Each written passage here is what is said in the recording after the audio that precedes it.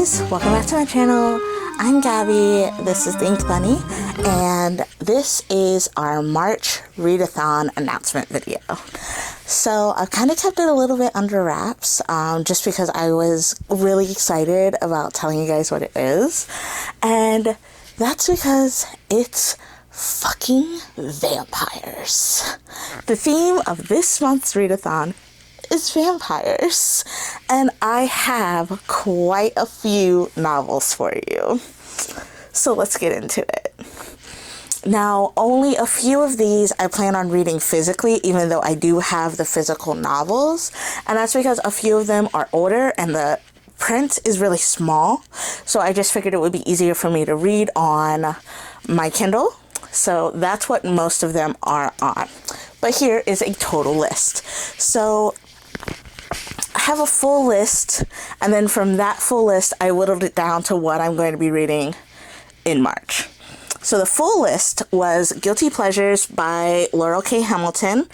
I have that in the physical. It was published in 2004, and it has 355 pages.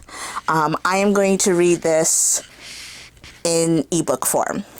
The next two books on my list is part of the Vampire Sorority Sisters series by Rebecca Weatherspoon.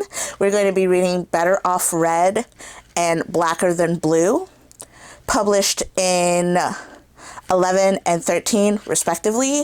Better Off Red is ebook form, it's 348 pages. Blacker Than Blue is ebook form, it's 264 pages.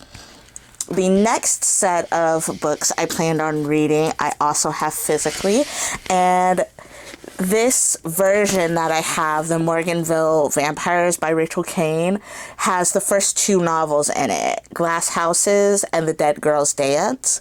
I totally missed this train when I was in like middle school, high school, whenever this book came out. 06. I graduated in 09, so I would have been in high school.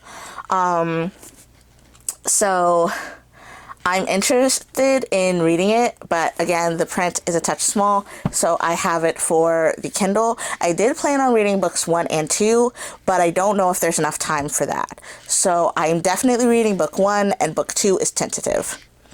The next book that I have that I'll be reading, I also have physical. The entire reason that I wanted to do these kind of readathons is because with a topic in mind, I can choose books that have been on my TBR for way too long and knock them out with this readathon as incentive, so that I can start marking books off my TBR, off my to-do list, and start making room. If I love them, I keep them. If I don't, then I can give them to other people to read, and I can continue to grow my library that way. So this one is Pretty Dead by Francesca Leah Block. I have it in paperback. It is 208 pages. It was published in 09, the year that I graduated. I remember seeing this book at the library, but I never got a chance to pick it up. And then I saw it when I was in Tennessee at Gut Walls, so I picked it up. I also have this in ebook form. Depending on how I'm feeling, I might switch back and forth. The next book I have on my list is Fangs by Sarah Anderson. I picked this up from Barnes & Noble months ago, probably last year, year before last, and I haven't read it yet. It's only 115 pages, and it's a graphic novel. This is the most recent book on our list, and it is about a vampire and a werewolf, so I'm super excited about that. The next book on our list was Undead Next Door by Carolyn Sparks. But just like with Guilty Pleasures, like the font is just, can you even see that? Okay, like the font is too small for me to be reading like that.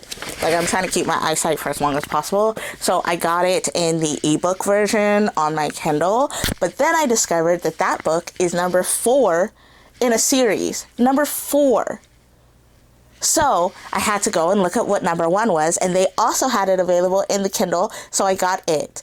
The plan was to read 4 because it's on my shelf, but it's number 4 in a series. How can I just hop into a series midway and just hope for the best? Like, that's not how reading works. So I'm going to do book 1 instead, and if there's time, I might read books 2, 3, and 4. Or I might do another vampire set, because I have a lot of vampire books. I have like the first 8 books of Anita Blake and some other things. So I have plenty of vampire books to do another readathon, but this is what's planned for this one.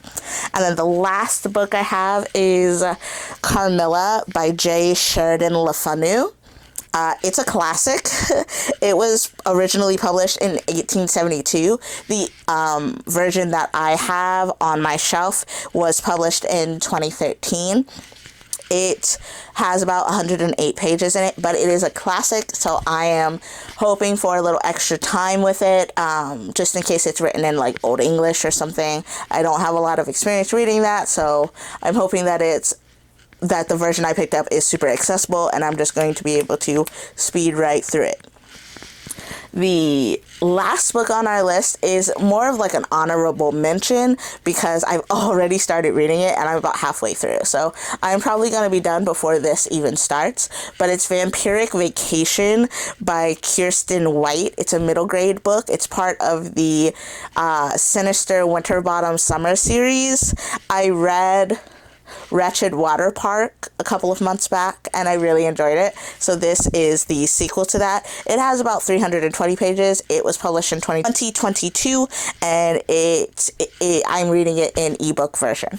So that is the list of our novels. So the novels that made it to the list, the novels that I plan on reading in the month of March, are as follows. We're going to do Guilty Pleasures by Laurel K. Hamilton. We are going to do Better Off Red and Blacker Than Blue by Rebecca Weatherspoon. We are going to do Glass Houses by Rachel Kane. Pretty Dead by Francesca Leah Block. Fangs by Sarah Anderson. How to Marry a Millionaire Vampire by Carolyn Sparks. Milla by Shorten.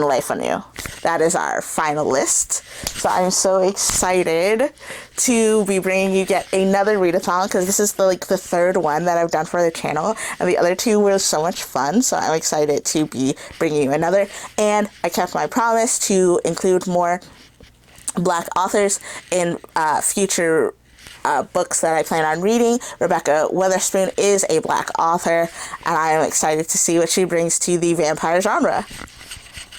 So, those are the books that I will be reading in the month of March. If you want to join me, feel free. If you want to keep in theme with vampire books but read your own, leave them down below, because if they are super different from mine and I'm interested, I might do them for the next vampire readathon that I have in mind.